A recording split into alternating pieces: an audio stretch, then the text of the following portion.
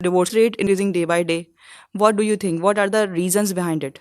देखें, डिवोर्स के जो रीजंस हैं वो तो पर्सन टू पर्सन या केस टू केस वेरी करते हैं, लेकिन इन जनरल अगर हम देखें तो आजकल जो देखा गया उसमें सबसे जो फर्स्ट एंड फॉरमोस्ट है वो है लैक ऑफ एजुकेशन। यानी जिन दो लोगों के दरमियान एक एग्रीमेंट हो रहा है, उन्हें उस एग्रीमेंट के बारे में कुछ नहीं पता कि उसके अगेंस्ट उनकी क्या ड्यूटीज़ होंगी या क्या उनके रिस्पॉन्सिबिलिटीज़ और राइट्स उनके क्या। अच्छा, राइट्स के बारे में तो पता है लेकिन रिस्पॉन्सिबिलिटीज़ का इतना नहीं पता होता। उनको ये तो पता है कि उनकी शादी जो है वो कितनी ग्रैंड होनी है, कितने इवेंट्स होने हैं, फिर कौन से डिज़ाइनर के ड्रेसेस हैं, इवेंट मैनेजर कौन है, या ये कि ब्यूटी सैलून्स कहाँ से सर्विसेज आपने लेनी, ये सारी चीज़ें तो पता है। लेकिन उस बेसिक जो चीज़ है, एक एग्रीमेंट है, उसका उन्हें कुछ नहीं पता कि उसके बाद ये कौन सी जिम्मेदारियों के अंदर बनने हैं, उसका मकसद क्या है ये नहीं जानते।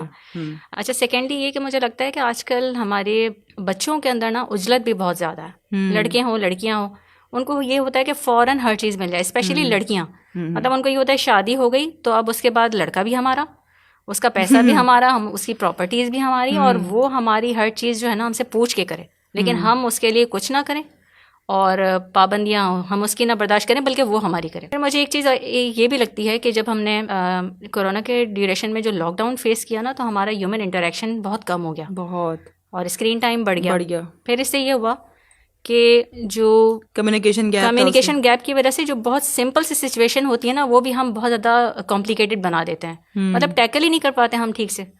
तो हो सकता है कि ये भी एक रीज़न हो कि हस्बैंड एंड वाइफ के अंदर जो मेंटल कॉम्पेटिबिलिटी नहीं बनती, उसका रीज़न ये भी हो सकता है कि सही। इसमें ये भी रीज़न जो बहुत ज़्यादा ऑब्जर्वेशन में देखा गया है कि जब हम बहुत ज़्यादा लेट मैरिजेस की तरफ जाते हैं, ठीक है, जब 30 ईयर्स में, 31, 32 में लड़के लड़कियाँ शादी कर रहे हैं, सही, और इस एज में आके जब वो शादी करते हैं, उनकी जो पर्सनालिटी डेवलपमेंट होती है वो इतनी ज़्यादा पुख्ता हो चुकी होती है, मैच्योर हो चुकी होती है कि वो अपने आप को चेंज तो करना बहुत दूर की बात है, वो अपने आप को मोल्ड करने के लिए भी तैयार नहीं होते जी। ये भी रीज़न यानी कि अपनी जो मैं है, तो मेरी जो ईगो है उससे मैं एक कदम भी पीछे नहीं हटूंगा या हटूंगी। अच्छा, तुम अपने आप को बदलो, तुम अपने आप को बेहतर बनाओ मेरे लिए, मैं अपने आप को बेहतर बनाने की वो समझते हैं कि हम ऑलरेडी बहुत बेहतर हैं। हाँ। इसमें एक शायद ये वजह ये भी है कि हमारे यहाँ जो तरबियत का निज़ाम है वो हमारी कोई चीज़ डेवलप करे ना करे, हमारी ईगो को बहुत बुरी तरह से नर्चर करता है। ठीक है, इतने बेहतरीन अंदाज में हमारी ईगो को फीड किया जाता है कि हमें लगता है कि अगर हमारी ईगो कहीं पर हर्ट हो गई तो उस रिलेशन से फ़ौरन आप उस प्लेस से, उस रिलेशन से आप बाहर आ जाएं।